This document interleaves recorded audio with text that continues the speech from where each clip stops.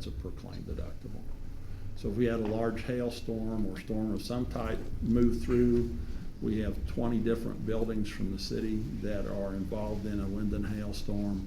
There's only going to be the one $25,000 wind and hail deductible, not $25,000 per building. So it's a claim deductible.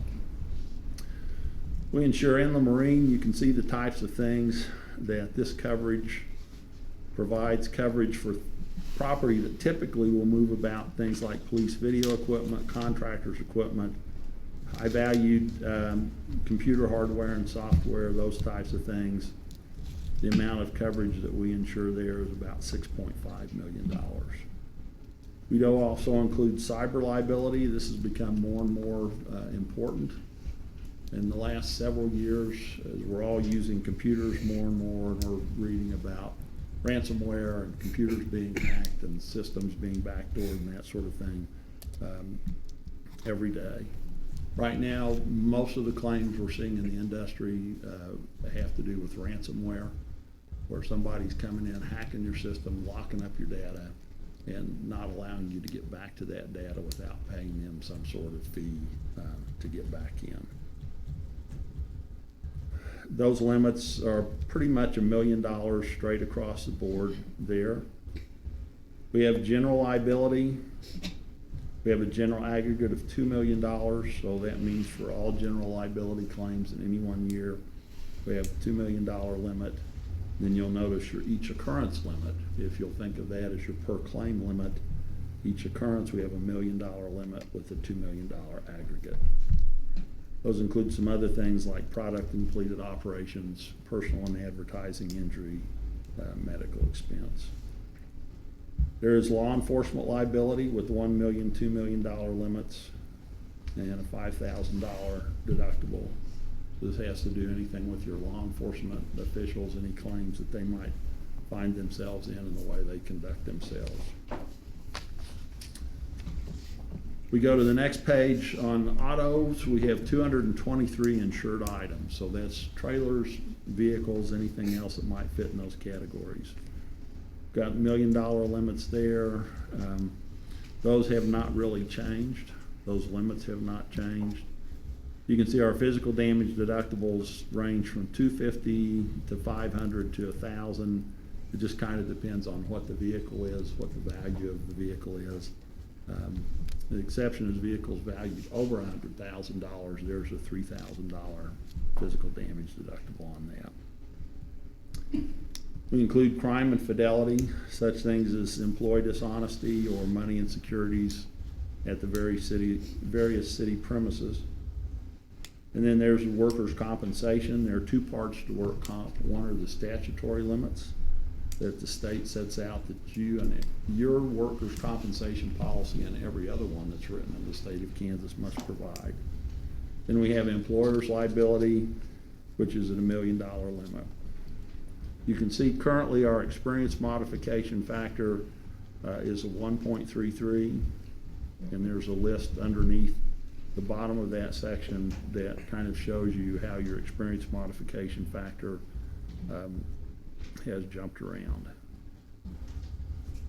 They changed that and then kind of modified it during the year, so we're going to go back and look at that to make sure that it's accurate.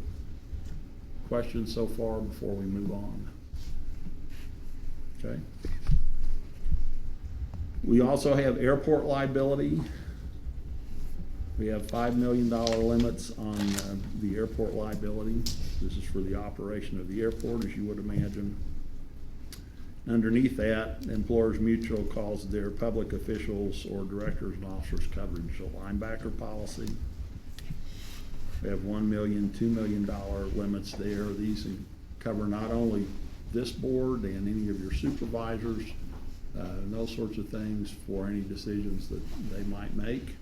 It also covers you for any personnel decisions or matters that you might make, or anybody within the city that has the ability to hire, fire, or supervise someone. Most of the claims in the last 10 or 15 years industry-wide are not so much geared towards a decision that a board makes that somebody takes exception to, but are geared more to the employment-related issues. Have employee benefit liability, and of course, the golf course, we have liquor liability there because you do serve beer. That's kind of a listing of the coverages. If you so choose tonight, I would ask that you pass approval on this. There are auto ID cards, certificates of insurance, policies, and things like that that will need to get worked on. We need to contact the carriers and tell them whether to move on or not. Questions, comments? Like I said, that's a brief synopsis. I'll be glad to go back though and answer questions about any section or go into more detail if you'd like.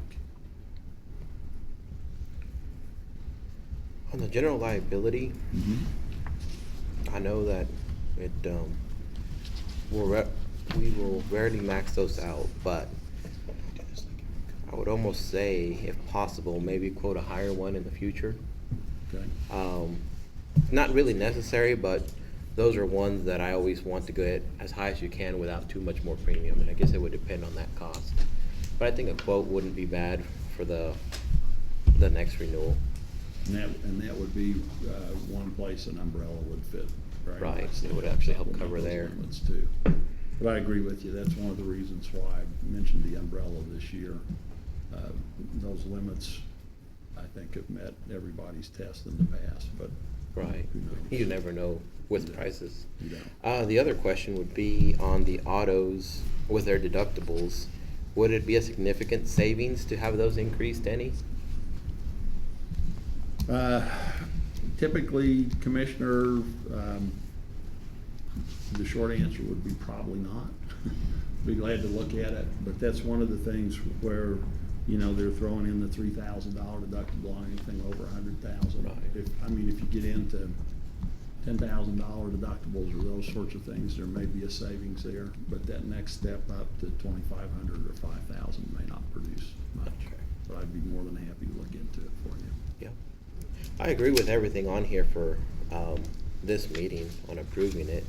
Just I would like to see some quotes, you know, Okay. probably in the future one, just to see what the Okay. difference would be. All right? This amount, Al, does that include the travel accident policy, the 350 years, that is separate? 350 would actually be on top of that. Okay.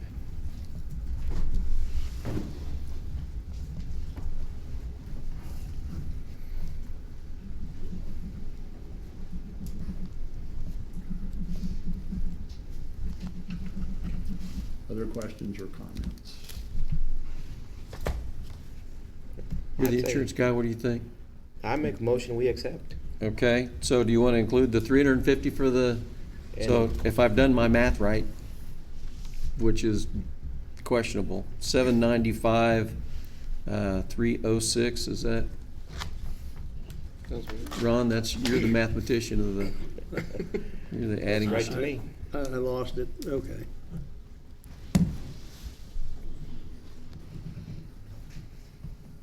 Yeah. Is that right? You said Okay. 306, 79, 795, 306. 306, okay. So we have a motion from Commissioner Lara, Second. second from Vice Mayor Linenbroker. Any discussion? So I'm just assuming that, I mean, we're so new here, and I think I can remember from way back when that we looked at this on a, Chris, on a, like an every other year basis, right? We have Charlesworth come and do that's health insurance though, isn't it? Well, we have, Charlesworth does assist us with our health benefits, but I think what you're referring to is his brother, Charlesworth, does help us on what, the trend that we had is every 3 to 4 years, Okay. we would consult them for a, Okay, I guess, to okay, run a insurance marketing. right. All right. And I know we'll be looking forward to seeing you in a few months, right? Yeah. For the dividend, so. Usually. Anybody have any other questions? Oh, and in this, or I guess it's just a comment, definitely I'd be interested in looking at the umbrella. Okay, Yeah, if we can get quotes for those numbers. okay, I'll get you some numbers. Okay, all those in favor? Okay, All thank right. you, Al. Thank you, Commissioners. We'll get started on renewals. Okay, number 8, gun range update. Brad? We're ready to go, We gotta put power supplies on the cameras tomorrow, but they'll be up tomorrow. and everything's set in pace, so it's gonna be a learning process. People have to go on the website, set up an account, and then they'll be able to reserve the range. And we're asking PD, Sheriff's Department, and Seward County Community College to do the same as the public does. Go on there, reserve your spot, and that way you'll be guaranteed to have it. You Can tell we us- hear out there? Can you hear? What, I mean, You tell us when you're ready to open, and so they'll go to communications?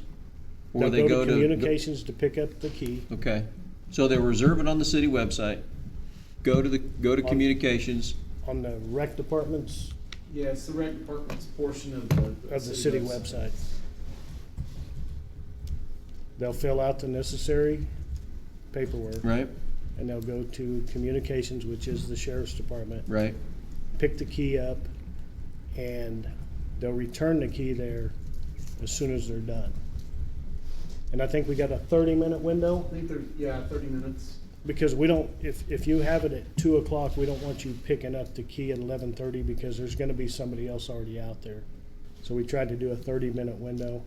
And if it doesn't work, I mean, we can adjust whatever, we just put into motion what we thought would work.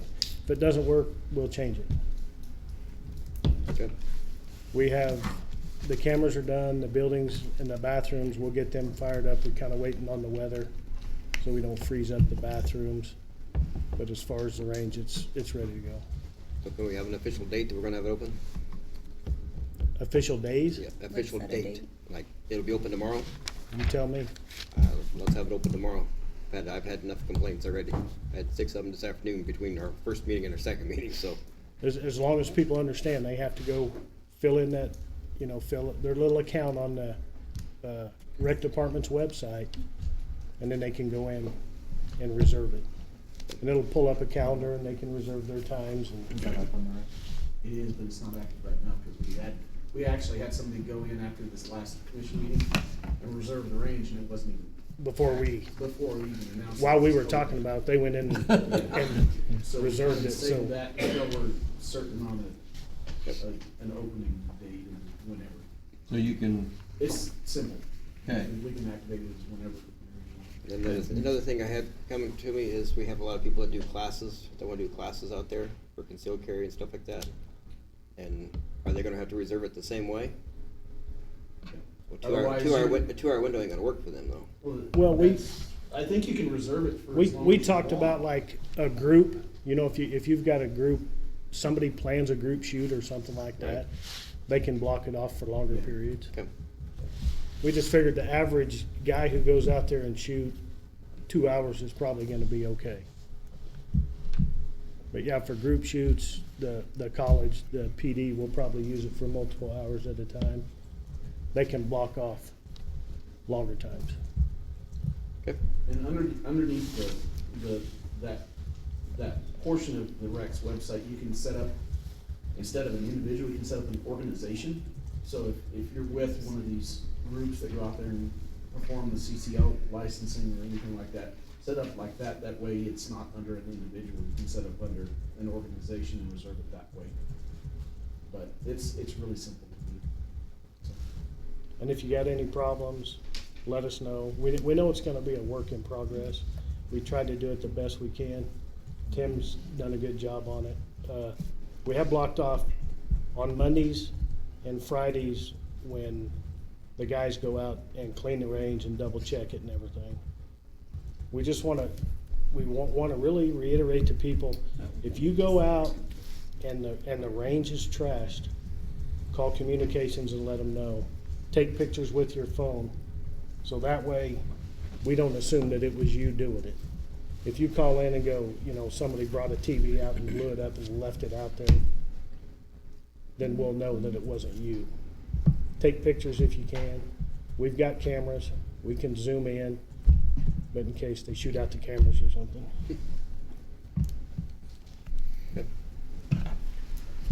Do you want a consensus on this, or just set up the date officially, or? Whatever we need. What do we need to do, Lynn? You all have already told them to open it as soon as they can.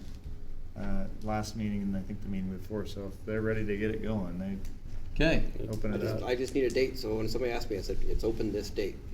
If you want it open tomorrow, we'll open it tomorrow. Okay. That'll work for me. Okay. That'll make Okay. about 5 people really happy. He'll have to activate the system.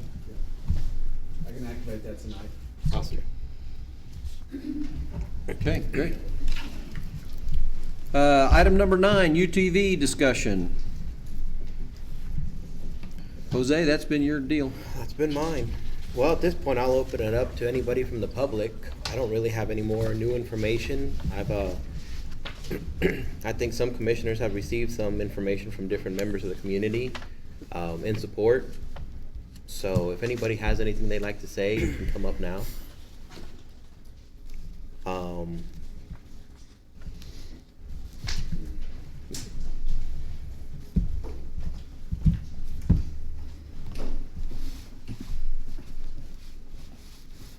Good evening, Mayor, Vice Mayor, and Commissioners. There's been 4 or 5 sheets that different people have went out in the public and just started talking to people and seeing who's interested, who's not. I do have a copy for each of you if I'm allowed to hand them out. Yeah. And there's still one floating around that I didn't get, but he'll be turning it in sometime before next meeting.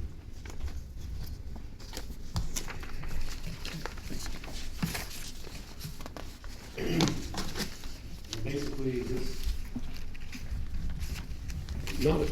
not everybody on this list has UTVs or plan to buy one. Most everybody that we talked to either was for it or they didn't care. I mean, there really wasn't anybody completely against it. I did have couple concerns that I'd talked to about a couple city personnel worried about, running through parks and golf courses and stuff and tearing up the green space. But I did put a comment in here that, if they read the petition, green spaces are prohibited, so. Other than that, I just gonna let you know that there is quite a bit of interest.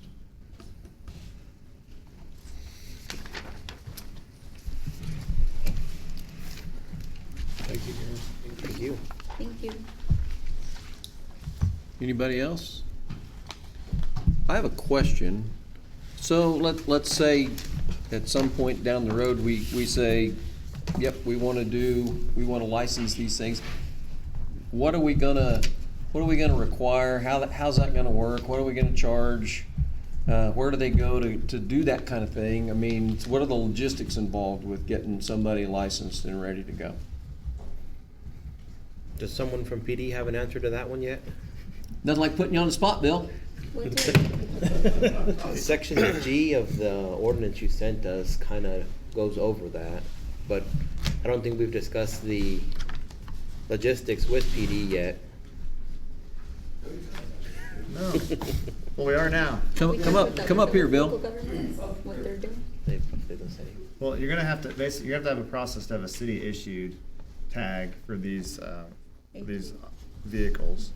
And you're gonna have an entity that's then gonna make sure they check out, so the logical jump is the PD, because they know what the STO requires for a vehicle to be licensed to be on the road.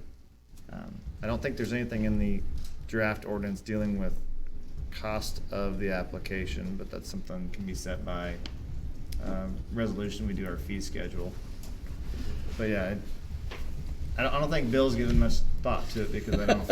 I mean, put you on the spot. I've given him 2 minutes to think about it. So this is something maybe we want to food for thought sort of a thing and say, what, You know, I want to say it's either Manhattan or maybe Junction City, somewhere in that ballpark. One of those towns back there, they have an actual ordinance on it, so it might be something worth talking to them directly on. That's my 2-minute thought process on this. But So the ordinance we have here, basically where's says. this at? It's, one that we just received in our packet. Huh? Yeah. Yeah. And what cities did you talk to, or where did you get this ordinance from? I know it was 4 years ago. Right. Bridenstine worked with it, put it together, and then I made some modifications. I know he's not here tonight. I didn't ask him to be here, but, so I don't know where he pulled all this from. Some of the languages, I know I've looked at a couple cities, but I couldn't tell you which ones they were. Basically, what I did for this one was I found it in my documents, emailed it to Alicia the day after our meeting and said, put it on the agenda. Do you want me to do some research for that? Huh? Do you want me to do some research for that? I don't need you to do research for the actual ordinance itself. I think it's just more of the implementation. Right. If the PD is going to be the one that issues, if the commission decides to adopt the ordinance, PD is gonna be the logical department it falls on to go through that process. So we'll end up having to approve for a staff member to do that. And you just said you're a team I think, player earlier. aren't most of those governed, thank you, aren't most of those governed by state statute, KSA? Lynn? What you do, we just incorporate the STO, standard traffic ordinance, the requirements that are in there onto these altering type vehicles and then incorporate them to allow it for a city ordinance. But I mean, the STO incorporates the KSA, so yes. Well, we probably won't have the state issue the plates because they're not legal for, state roads here. So that's how it's explained to me, that we would actually end up needing to use something that the PD designs and creates and issues from the city for just city use. kind of like the golf cart license? I mean, I just want us to think about the logistics of doing this, because I haven't heard, myself, I haven't heard a lot of opposition to this. I'm sure it's out there, but none of it's been relayed to me, so, assuming that we're gonna go forward with this at some point, I think we need to think about the process and what we're gonna require and that kind of thing. So would the UTV have to be inspected like, Yes. I would think. The person Are you issuing talking, are the, you talking about like a VIN inspection? well, Cause they're gonna have a VIN, so yeah, you'd have kind of and like they're a gonna be vehicle licensed. inspection? Yeah, yeah. you're gonna have to do an make sure it inspection to make sure Meets it's, all the criteria that whatever you it's set street forth? legal and it has insurance. Mhm. I mean, I guess my question is, would it not fall under like the mopeds and stuff these kids are riding around town, going to school and stuff? Like, they have to have a tag, they have to have it, registered. Does it not fall under the same guidelines as that? I mean, it's still a. Well, it's different because right now they're obviously prohibited in the city limits.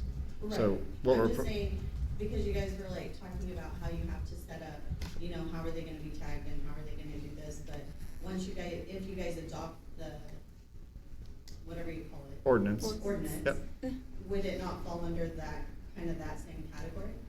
I think the procedure would be very similar, just we would have to, as a city, create a tagging system that then would be administered by the local police department, would be the thought process, I think. Because it'll be a city tag, not a state tag. Mopeds So are we'll have to considered come up with some state mechanism, how do we say, okay, this one's good for the tag, this one's not, so we just need some sort of process. Okay, thank you, I think that clarified up, Yeah. like, kind of where I was thinking. So I wanna ask, cause I don't know then, so do we issue licenses or tags for, golf carts right now? Yes. And those are city tags, so it'd be a similar process.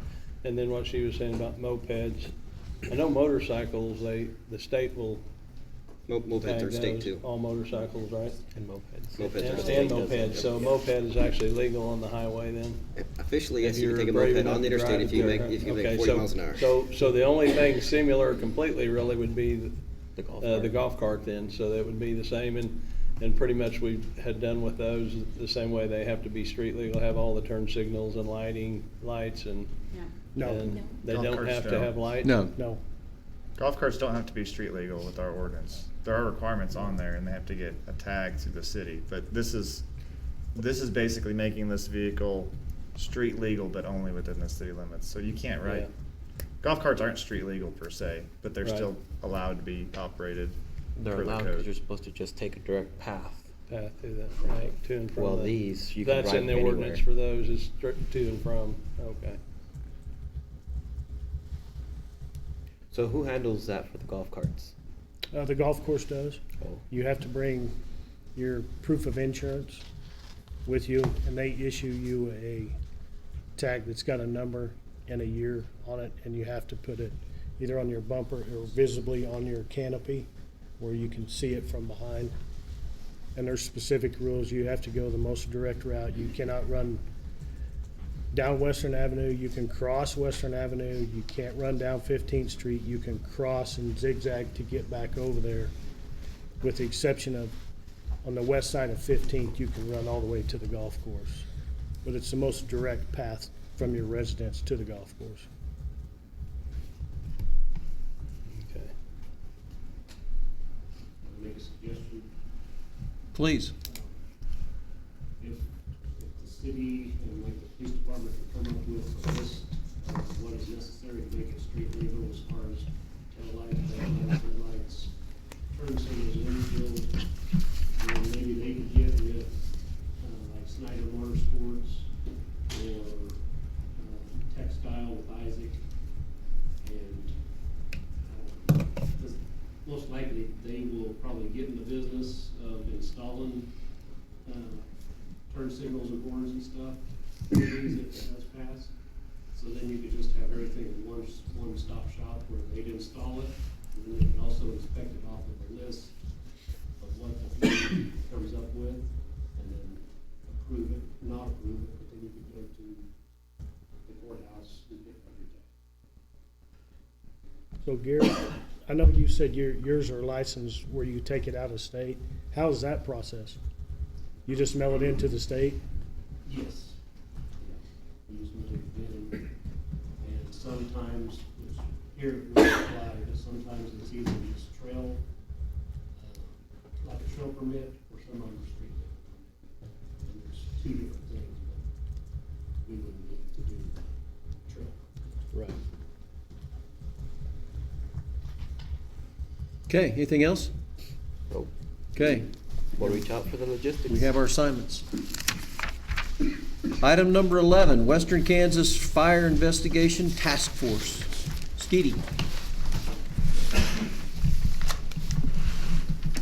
Mayor, Vice Mayor, Commissioners, talked a little bit about this last meeting. This is a new task force that's being formed between Garden, Dodge, Ford County, Liberal, and I believe Hayes. Other departments can join into it if they want. I've included the Constitution and bylaws, the protocols, and the interlocal agreement in your packet. I sent the documents to Mr. Kane, and he didn't have any issues with it. Once we have this signed and approved, the task force can't go into effect until it's approved by the Attorney General's office. And just here to ask for permission to enter into that interlocal agreement and answer any questions that you might have. So basically, this is just cooperating fire departments, I'm certain, maybe law enforcement as well, or just fire departments? Fire investigators. Okay, fire investigators, okay. Yeah, it's kind of like a mutual aid type Yeah. agreement, and it won't, I don't believe it'll be utilized that often, but sometimes when you have a big incident or something that's needing a lot of attention, you may need some extra investigators there to do interviews or collect evidence or help document the scene.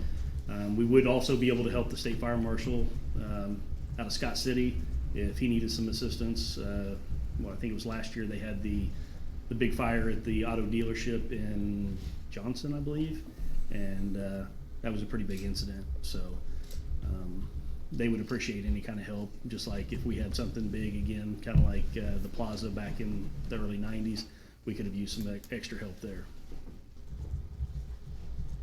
So I may have missed it when I was flipping through here pretty fast. How big an area and how many departments will be involved? As many as want to get in there. Eventually, there may be even up to Colby, Goodland. Oh, okay.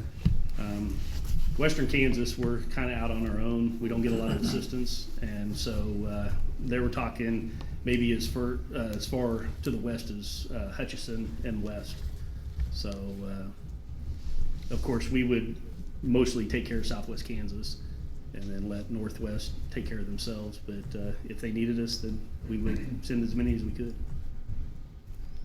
Is there any paperwork involved in this interlocal agreement? Like Any- an the actual paperwork that? Yeah. Do we need to have the? I've already submitted it to Mr. Okay. Kane. You He's see it? reviewed it. If you want to approve it, you just need to make a motion to enter into agreement with Western Kansas Fire Investigation Task Force. That'd be the motion. Nothing that we need to worry about in agreement. I mean, it's covered, okay. Yeah, the agreement's fine. I believe it'll be much like a mutual aid agreement. Yeah, We're, help each other. we're under the city's umbrella as far as work comp. If we were to go to a fire scene and help fight the fire, we're under the work comp of Liberal at that point. I have a question. Hal, I have a question. With regard to this issue, would this be something that we would have coverage with EMC through as far as the city was concerned? If we were responding to another community or up to Colby and something should happen? Yes, as long as they're on city payroll, Okay. and operating on behalf of the city, and the city's coverage will take care of it. Okay. Okay, thank you. I'll make a motion that we authorize the Liberal Fire Department to enter into the interlocal agreement and participate in the Western Kansas Fire Investigation Task Force. I'll second. Okay. So we have a motion from Commissioner Warren and a second from Commissioner Vasquez. Any other discussion? Okay, all those in favor? Okay. Thank you. Thank you, Skeety. Thank you. Item number 12, Airport Belair Consulting Agreement. There's Brian. I saw Brian standing back there.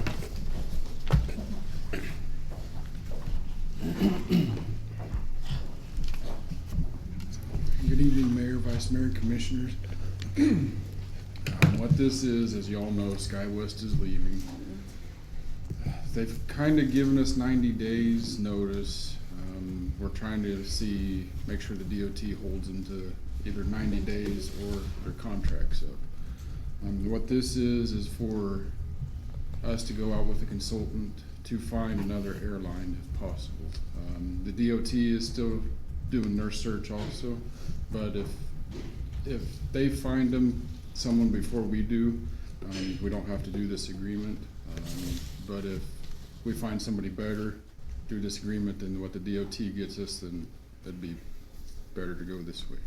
So, they've given us 60 days to where we can opt out if we need to.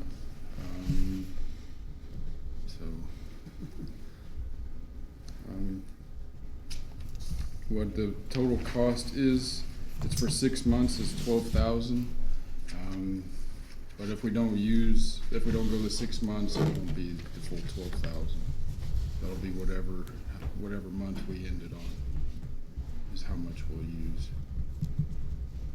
So this is actually going to be split between Liberal and Dodge City, is that correct? The 12,000 won't be, it'll come out of ours, but what we're trying to do is get with Dodge City, so that way, if you look on where the consultant fees, the catchment leak study, there's 15,000, but it's 7,500 if we do it with Dodge City.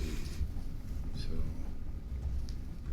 and that would increase the price then, but when I talked to Mike Mooney, who is the head of this Belair, he said more than likely we don't have to do the catchment study because it was done recently when SkyWest came in.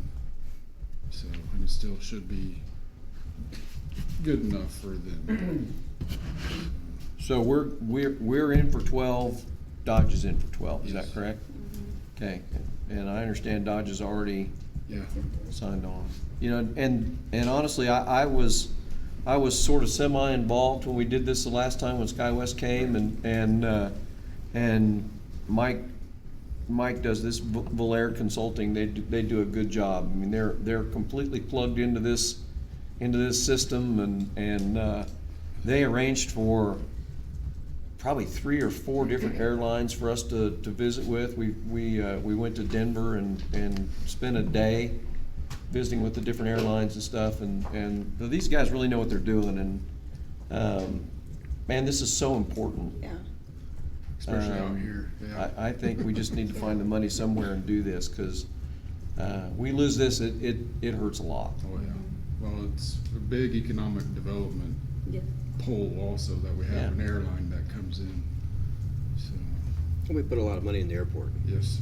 so Yeah, it'd be yeah. a shame to waste all that Yeah. time and effort. Yeah. Yeah. So where do we find 12 grand, Chris, for this? And that's. You have any I money was- left over? I was talking to Chris earlier today.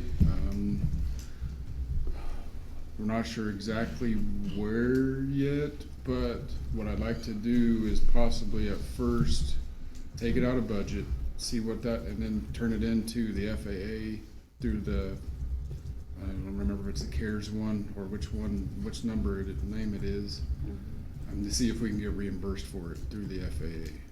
So. Okay.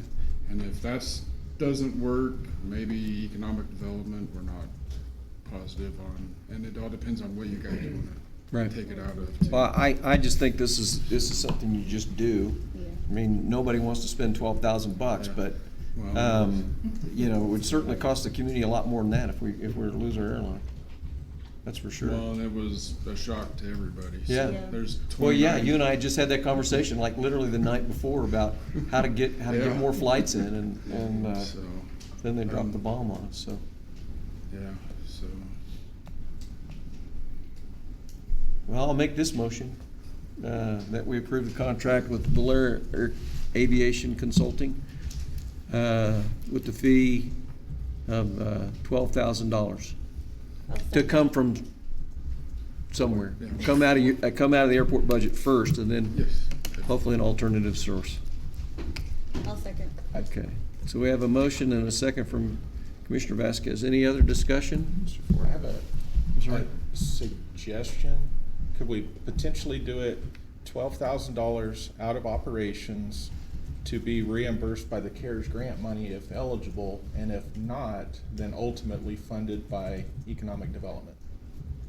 Yes. If that would be possible. Yeah, that's great. That sounds better. I'm not gonna try and repeat that. Who made the motion? I did. You That's wanna a lot. amend your I'll motion? amend my motion, yeah, my motion. Thank Is that agreeable to whoever seconded it? Yeah. Okay, there we go. you. All right. Lisa, you got that? Got it. Thank you. Okay. Okay, all those, or any further discussion? All those in favor? All right, thank you, Brian. Okay, item number 13 is policy manual. And I put on your, in front of you there, and with the help of a couple of different departments, they coughed up their old copy of their old policy manual. And then we got a copy of the current policy manual. And I just brought those for your review. I'm not asking for action on this tonight, but I think that we need to take a serious look at, and probably not to do this before we get a new city manager on board, but this is a policy manual that the city used for what, 15, 18 years probably, and it worked extraordinarily well to help run the organization. And I think what we've got now, that they replaced that 3 years ago, Brad, Chris? I don't think it's been that long. Listen to. About 2 years. 2 years, with that much thinner, much vaguer version of our policy manual. And I just really think that we ought to take some time and look through that, compare and contrast, and we'll have, I think, bring this back up for discussion once we get a new city manager on board and they have a chance to review it. But I think to run our organization as efficiently as as we need to, we need a lot more specificity in our policy manual than what the new one provides, so. Just my thoughts and then, I don't know if anybody else has thought. I'd just like to say, just brought this up for, so you guys have something to look at and compare to. I don't know, you may already have this, I don't know. No, I had heard some information from different department heads that they were kind of wanting a little more structure than what the current policy offered, so, we probably definitely need a city manager first, but if they have everything already, so you guys can review it, so this process can be a lot quicker once the Yeah. city manager gets here. There are also individual departments that have policies that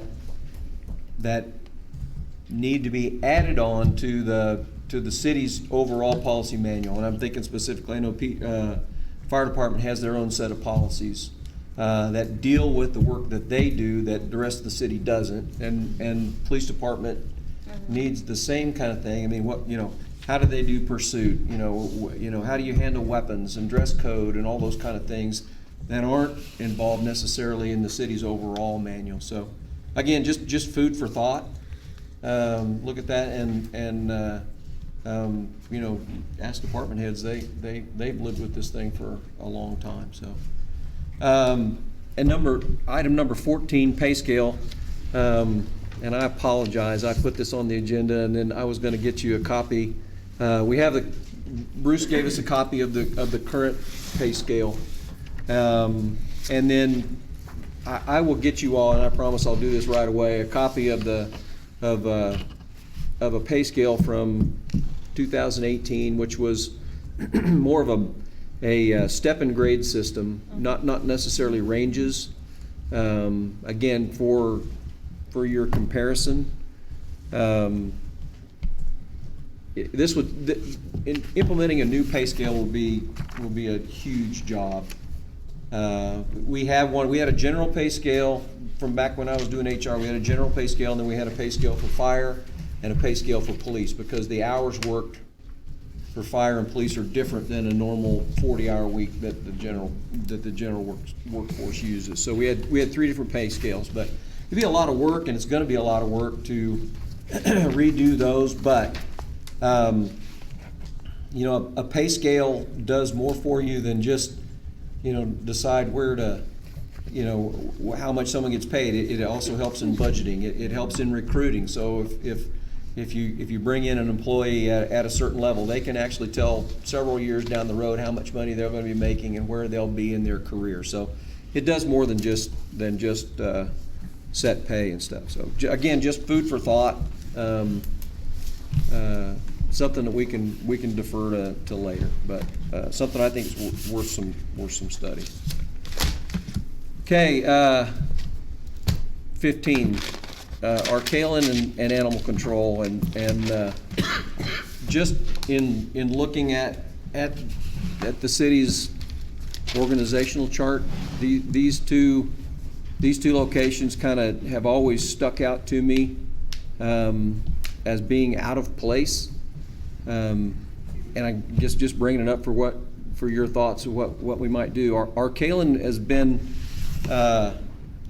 been. I don't know. For years, it was under the city clerk, and recently it's been transferred to code enforcement. And to me, it makes a lot more sense to have Arcalin Park being taken care of by the Parks Department.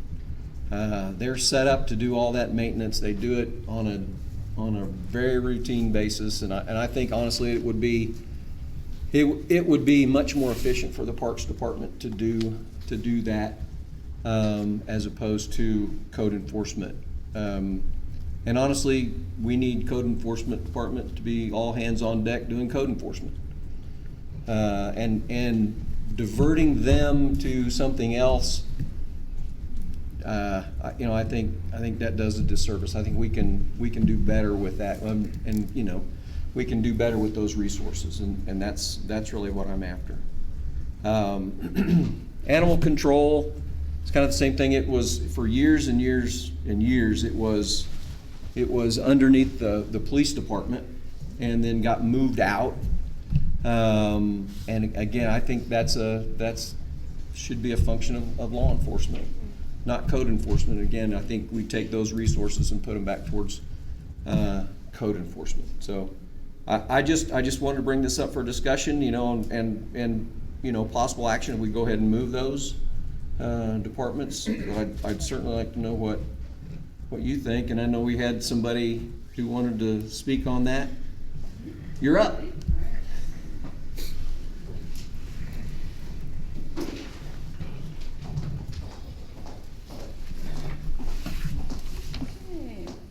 Mr. Mayor, Vice Mayor, Commissioners, thank you for letting me speak. My name is Jamie Cook.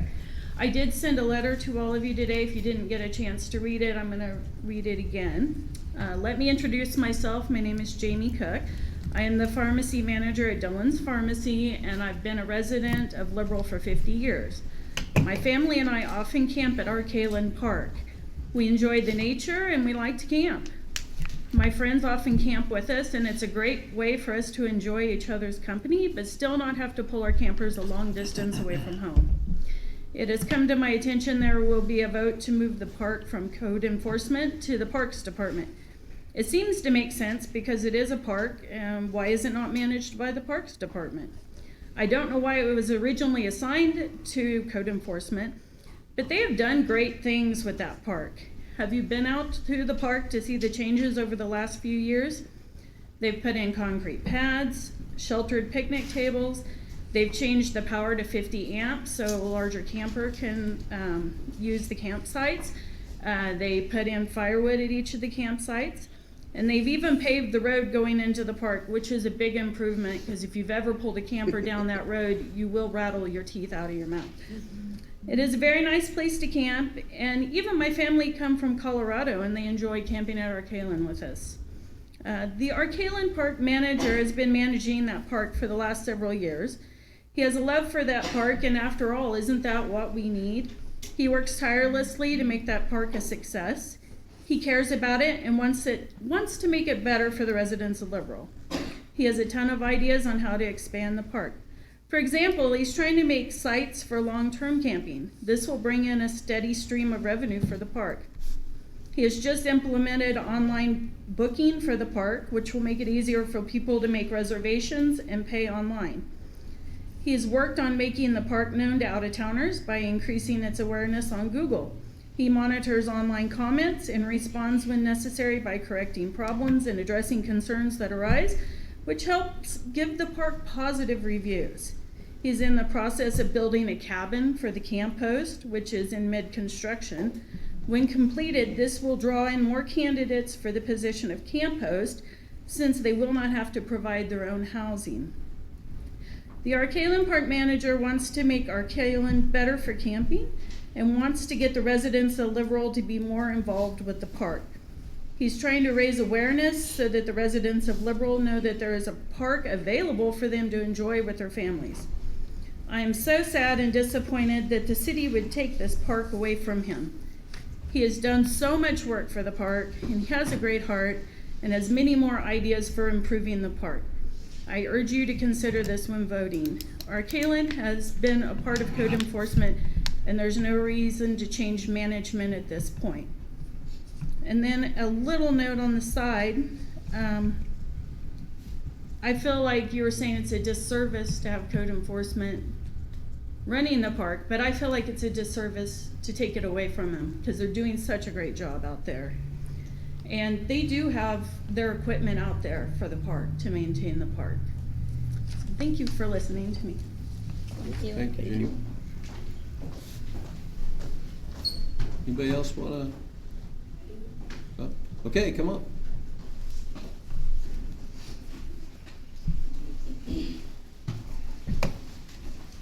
Well, my name is Sally Jenkins, and my husband and I have been a part of this community for 30 some odd years. And Arkaland has always been a good place to go camping. When we first started camping at Arkaland, it was a dirt road, like Jamie said, would rattle your teeth out. You parked on the grass. You didn't have specific water hydrants at every spot, which now they do have. Thanks to the code enforcement department, they have gone and put water hydrants at every campsite. And that has been wonderful. When I would camp there before, there would only be me and maybe my friends. I never saw very many people out there camping at all. Since the code enforcement department has taken over the park, every time, I cannot think of one time, and I've thought about this all day, I can't think of one time that in the last 2 to 3 years that park has not been full. And that is just amazing. The improvements that they have done has brought in, like Jamie said, the long-term people, you know, that's working on our highways and things like that. They have really brought that to our park. And where they're wanting to expand it to give them there where they have more camping area for locals or people driving down the highway to stop by for a night or for a weekend. I know that's been a problem in the past, but where they are wanting to extend it on, that would fix that problem. And it's just been a prettier and more pleasant place for even my family to go and spend the day, go camping, when it's not dirt roads, dirt blowing, dead grass. It's always green and beautiful there now. And I've met a lot of friends with it being full that's created long-term friendships than if it wasn't. Thank you. Thank you.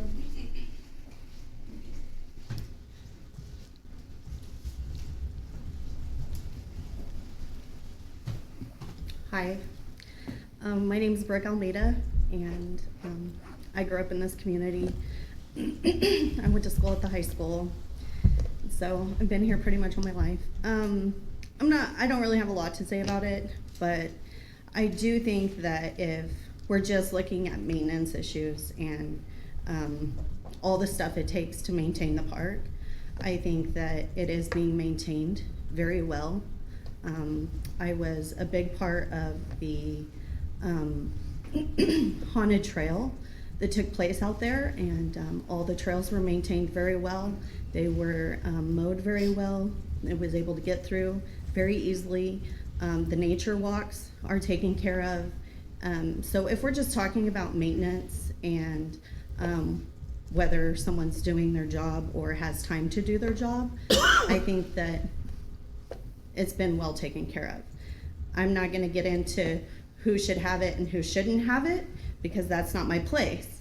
But I do think that just taking it away from one department and sending it to another department, if they're taking care, if the Parks Department is already taking care of, I don't know how many parks are in Liberal, what, 9, 10? A lot. I don't know. I don't know, maybe 15. I don't know. I don't go to all of them. I just go to a few of them with my little boys. But all I'm saying is that they have a lot already to take care of. So if code enforcement isn't where this needs to be, then maybe parks isn't the place for it. Then maybe another discussion should be who does need to take it over, that has the time to take care of it, who has all the means to take care of it, you know, because I understand, you know, code enforcement's code enforcement and parks is parks, but code enforcement has taken care very well of our Kalen Park. I really can't honestly say that in the last 5 years I haven't went out there and nothing's maintained. I mean, there's toilet paper even. You don't go to very many camping spots and stuff where there's toilet paper in the public bathrooms. I mean, let's get real. But so on that argument, I think it is maintained very well. I don't think that there is a need for change, but if there is, then maybe we need to find somebody who does have the means to take care of it. And all I'm saying is that the Parks and Rec department has a ton of stuff already to take care of. They maintain all the parks, they do the rec center, they do everything in town. On a side note, as far as the code enforcement is concerned,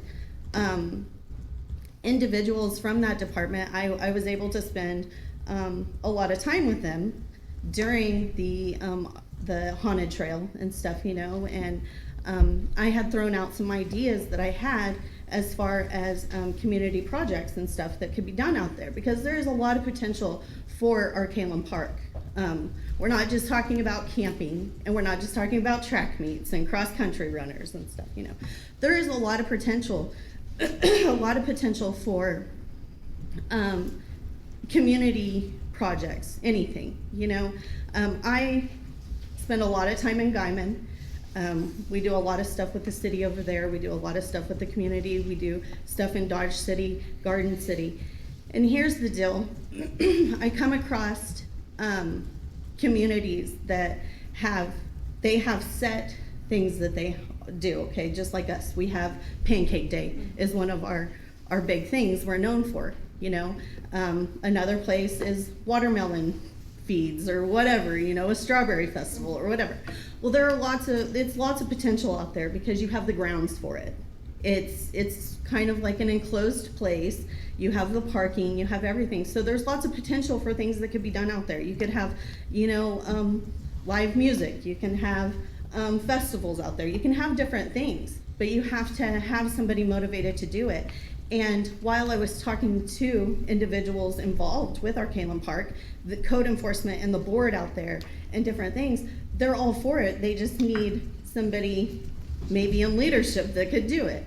And so all I'm saying is that our Kalem Park does house potential for bigger things other than camping and cross-country meets and stuff like that. I think that that also needs to be noted when you guys are making a decision for what you're gonna do with the park.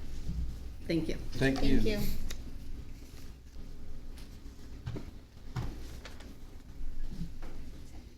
Anybody else?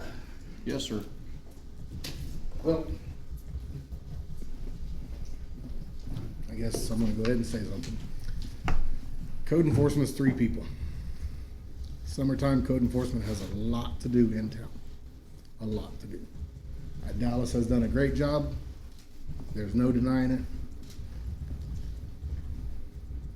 I personally, if it goes to parks, I think parks, what would take code enforcement 2 days to do, parks can have done in half a day. So, there is that. I'm not gonna take anything away from Dallas. Dallas has done a great job with everything on that park. That park is amazing. Problem is, code enforcement is 3 people. And summertime, there's a lot to do within town. Hopefully this year will be a lot different than what last year was, but that's just all I gotta say. There's just a lot to do for code enforcement, so. Okay. Thank you. I was kind of curious, there's our Kalem board, right? And this isn't something that they brought, though, this is a discussion. No. And so as far as the upkeep, we're saying that the code enforcement department is out there, doing this maintenance and doing the mowing from your department? That issue from the last couple of years. Yeah. Due to not having a cabin, we've been really struggling to find camp hosts. Last year, the lady that we hired to do the camp host was 70+ years old and struggled doing some of the equipment.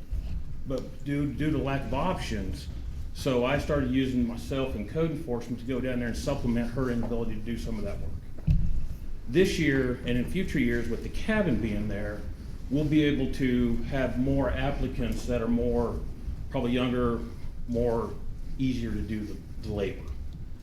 That was some of the reason last year I had to spend so much time at the park, just the limited availability for the camp host. This lady had never ran a mower before. She'd never ran a weed eater before. All this stuff she had to be taught. So that's why myself and my code enforcement officers would go down there and spend a day at the park on Wednesday usually, getting everything trimmed up and mowed, and then we were done. I go down on the weekends and I do a lot of the work on my weekends. That's when the majority of my work got done. You can ask anybody here that knows me. Summertime on the weekends, if we're not somewhere else, I'm at the park. We're usually working, doing something, trying to make it better. So that answers some of the questions why code enforcement was so involved in the last couple of years. My camp hosts just couldn't physically do all that labor themselves, not in that heat we get down there. This year I have hired a younger gentleman, he's in his 50s, very bigger. He can do all this stuff. He has the knowledge. He knows how to run the mowers, the weed eaters, the tractors. So the time we spend at the park will start to get less and less and less as time goes on, as people get, I think this camp host will be one that will keep coming back. So hopefully if that works out that way, then as more he gets trained, and then it'll be easier transition. So that has something to do with why code enforcement was so involved. I'm just glad you used younger and 50s in the same sentence. Well, I'm 50 myself, so. I'm not even in the 50s anymore, but that means I'm closer to being younger. Yeah, well, I don't know how old Carolyn is, Carolyn Cap, I think most everybody probably knows her. Sweetheart, she was a great camp host, very lovely woman, everybody adored her, but there was some limitations there. I have a question. So there isn't anybody in the Parks Department right now that is familiar with what needs done in Arcalon though, right? So is the solution not to let? I mean, as far as the day-to-day operations and stuff? Right. Correct.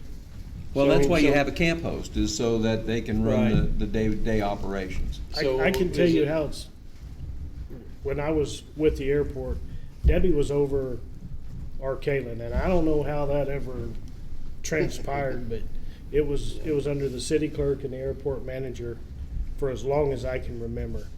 And they had a camp host, and the camp host did all the work. Yeah. I mean, the only time that somebody would have to go out there is if a water line broke or something like that. Exactly. Other than that, the Parks Department would go out one time and like after they closed down and maybe do some trimming trees and stuff like that. And help with the winterization stuff. Yeah, but it's always been under. And do you hire summer help too? You guys still do that, right? For the parks? Yeah, kids. Yeah, kids, yeah.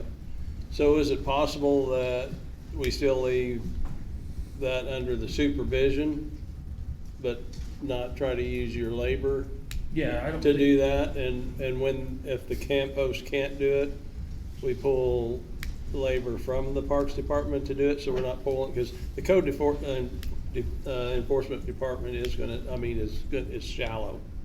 It's the lowest we've got members that we've had for a long time, and I know and I don't know what all your duties are besides the Arcalon, but I know, and I guess you got animal control and yeah.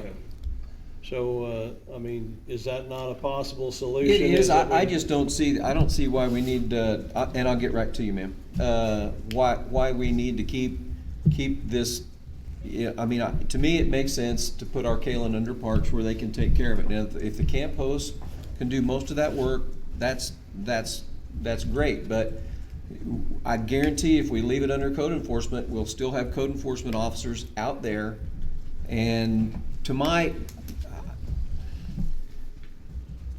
I just think that those resources of code enforcement officers are best used doing code enforcement and not trimming and mowing and helping out at Arcalon.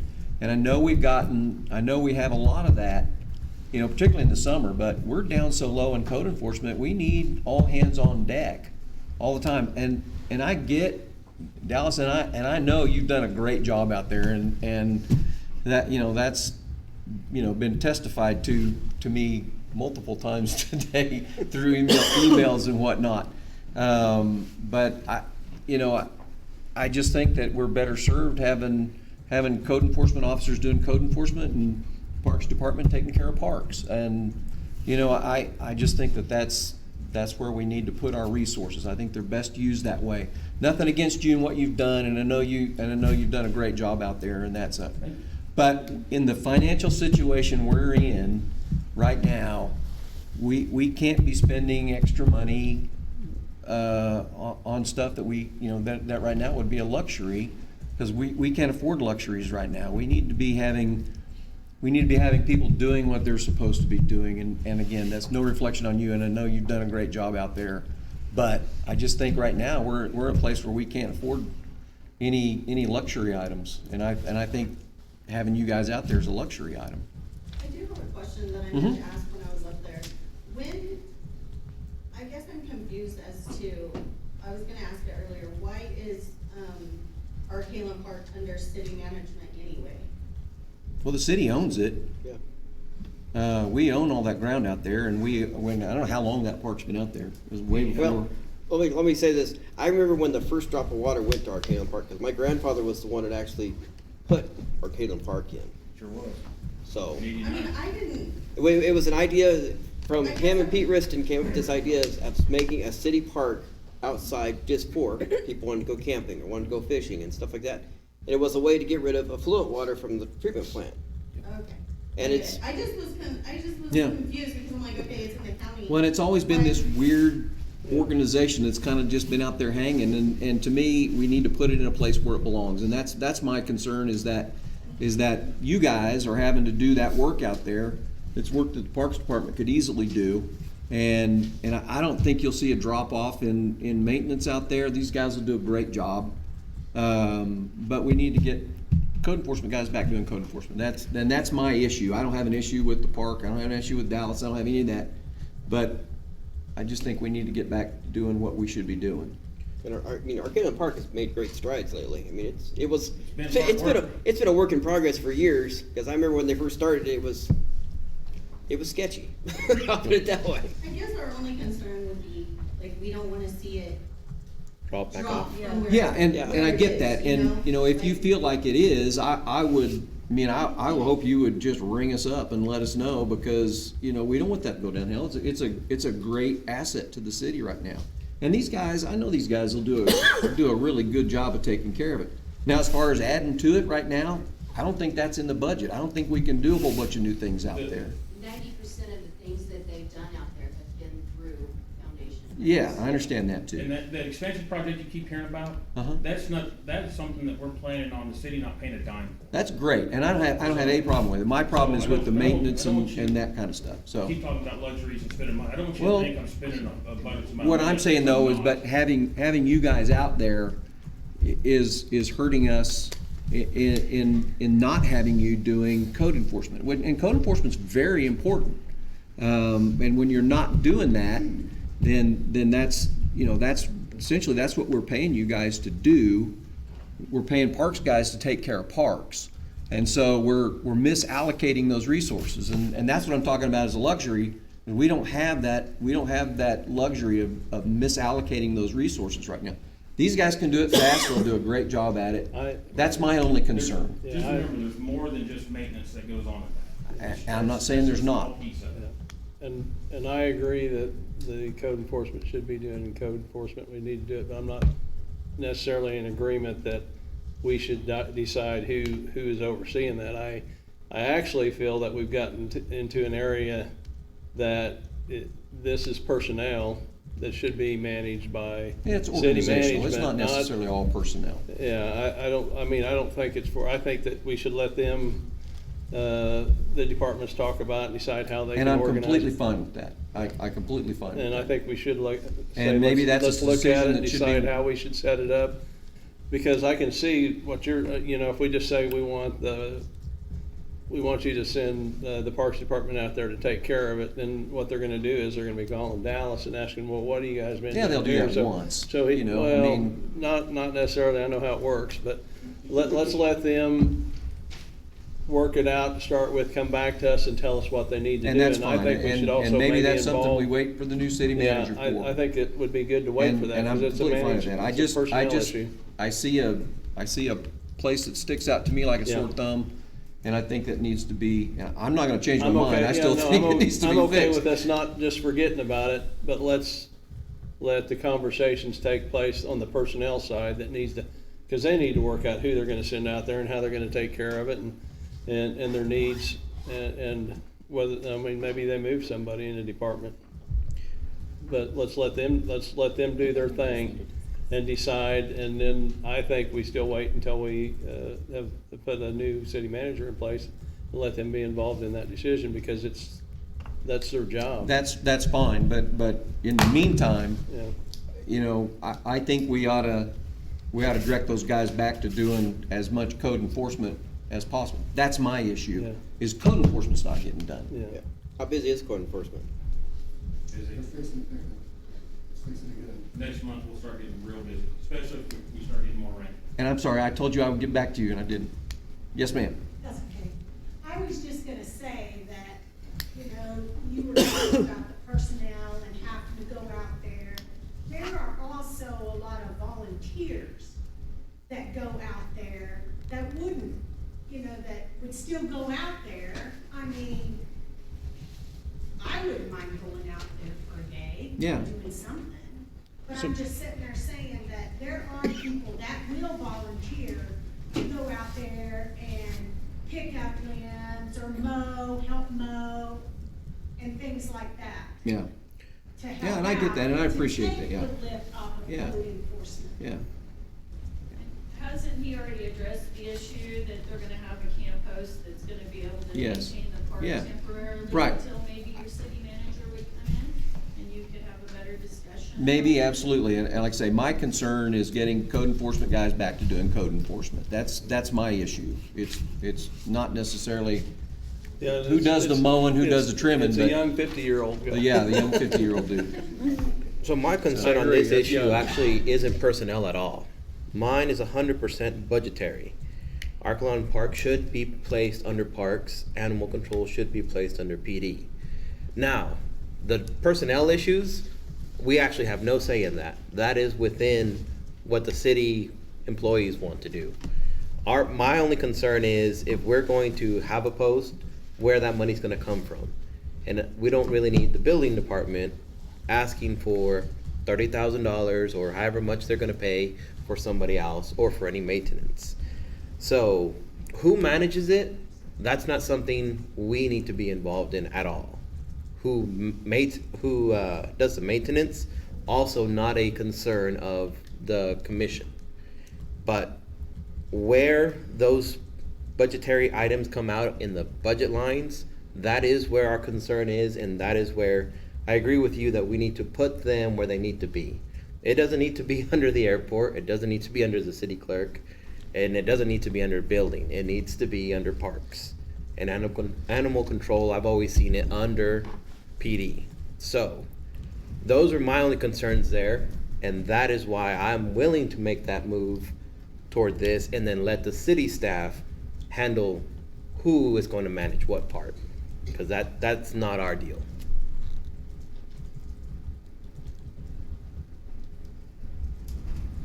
Well said.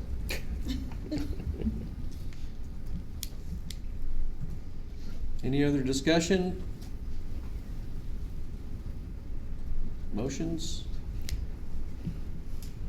Actually, does the police department want animal control back? I have a question. Sure. Okay. What stops Parks and Recs from coming, if you move it to them, what stops them from, one, doing in the future, and I'm not saying this year, you know, maybe there isn't money to do advancements out there this year, but what keeps them from just saying, we're leaving it like it is, we're not gonna do nothing to it, or even coming to the point even yet, what if they say, oh, we're too busy, we're gonna go to the city council people and say, hey, we wanna shut it down. You guys come we're- back, let us know that that's happening, and we will address it at that time. So if there's any time that it starts to fail, That takes Parks and Recs just to come. Yeah, in and I don't think you'll see that happen, and if, in the weird Parks and Rec unlikely can't shut event it that down it because it's does, I actually a mean, We we're wouldn't- not gonna be in support As of a that. department, we wouldn't have the authority to do that to begin with. Are We- you Parks and Rec? I'm sorry, I don't It's, know any of the it's one of my departments, but that would be like saying, well, heck with Light Park, we're just gonna let it go. I think that they'll stand for that for about 3 days and Yeah, as soon as the community reaches wouldn't- out to us that something like that's happening, we'll That address this it. won't happen. Yeah, I wouldn't be concerned about that. I don't see that ever happening. Right. I have an inquiry Well- for Brad and Corey. Since those are your departments, do you have money built into your department for Kalen Park? It's earmarked for this year. And do you not have money in your department for Kalen Park because of this year, this tax year? I don't have money earmarked for Arcana. Arcana has its own standalone budget, but it's under the building department's, it's under. But it's under your budget though, right? Yeah, it has its own. Well, Arcalen Park is its own separate department within the city's general fund, the budget for Arcalen Park. Now, what we don't have is, in Dallas's case, if he's devoting time that is being paid from code enforcement to manage Arcalen, you know, I mean, it's, that portion is actually paid out of building department for his wages, but the camp host, the operations, the revenues from camping fees, all of that are within the Arcalen department of the city's general fund. They are separate. It's just that that's currently a department that Dallas oversees. And for what I know about Arcalen Park is when the Peppers, and I don't know if you guys remember the Peppers, the husband and wife team that worked out there, they pretty much did everything. I mean, Squeaky was the camp host. Squeaky pretty much did everything. I mean, that's what the camp host does. You shouldn't have to take code enforcement people out there to do stuff if that person's doing their job. I don't think it matters who it's under. It matters if they got the right camp host and they're doing what they're getting paid to do. Then everything else ought to take care of itself. I mean, if it's under the Parks Department, they're gonna do what they're supposed to do. If it's under Dallas's department, I don't know why they spend that much time out there. I mean, if the camp host is doing what he's supposed to be doing, we don't have to do nothing out there. If he gets behind, calls us, says, hey, come out and help us, yeah, we can go out there and knock it down in no time because I have more access to more people than Dallas does. There's no doubt about that. I don't agree with some of the things they do out there. I don't agree that if you're going out there camping that we stock your firewood. I'm sorry, if I go to Mead Lake, I go cut my own firewood. That's one of the nice things that do it, and the people that do go there, they enjoy things like that. They don't want to go out there to go camping and have a great time with family. And be cutting down firewood. I understand that. If the camp host, that should be part of the camp host. If he wants to do that, Right. that should be part of his job. That's absolutely one, and that's the way it should be, but due to the lack of options for camp hosts, especially last year, that's when code enforcement got used. I didn't have an option, I had one applicant, and she hired on the week after we opened the park. I was actually playing the camp host for the first week we were open, we had no applicants, because you had to have your own lodging at that point. Now with the completion of the cabin, that change, that's a game changer. Is the cabin complete? No. Right. I've been working on it every Saturday this month as much as I can to get it all done, and no, it's not. How much do you lack? We're about, from being livable or 100% done? Yeah, I mean, Livable, being I'm done. about, by the time we open, it should be livable. But they'll still have to use the bathhouse and stuff for showering. Yeah, it's not, I mean, how much, what do you got left to do? That's what I'm asking.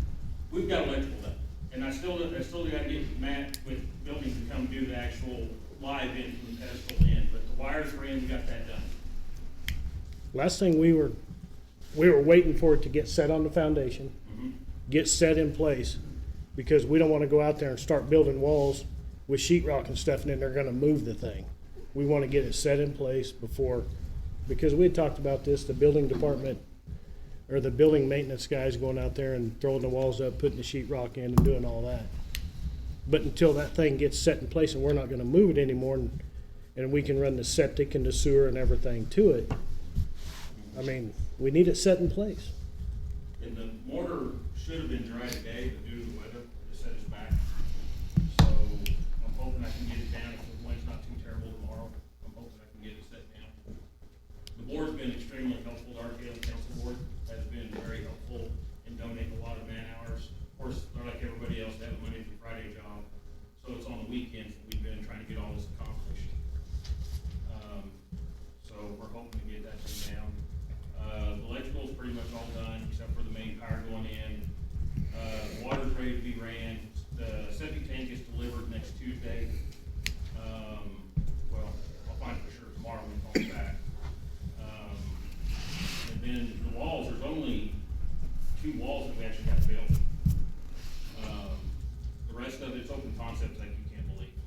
So,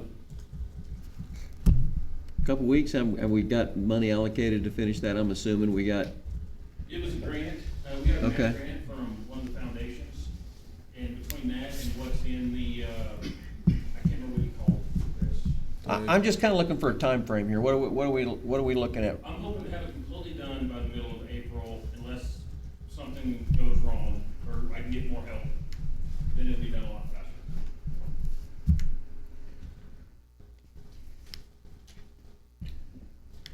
Back to the other question.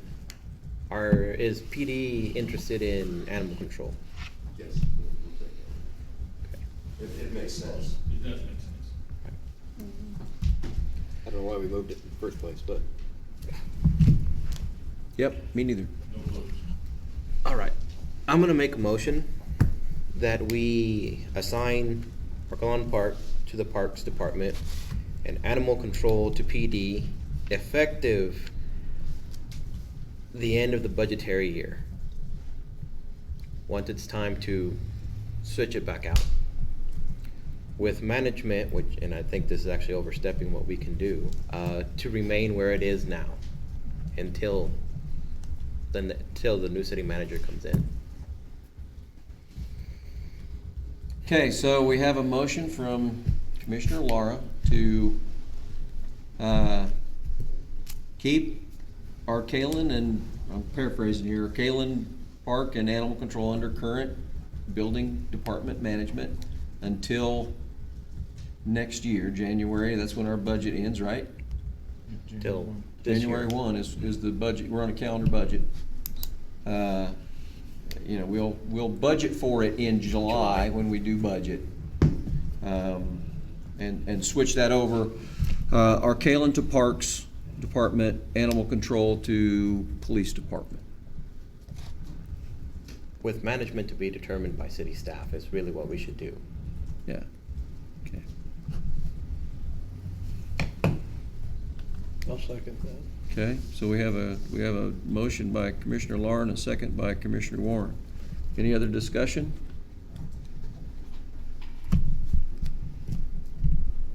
Okay, I'm not opposed to the idea myself. I think I think that gets us done what we need to get done. So that's my concern. Gives a timeline to make the adjustments. That need to be And I think made. that's great. I think that's great. So, all those in favor?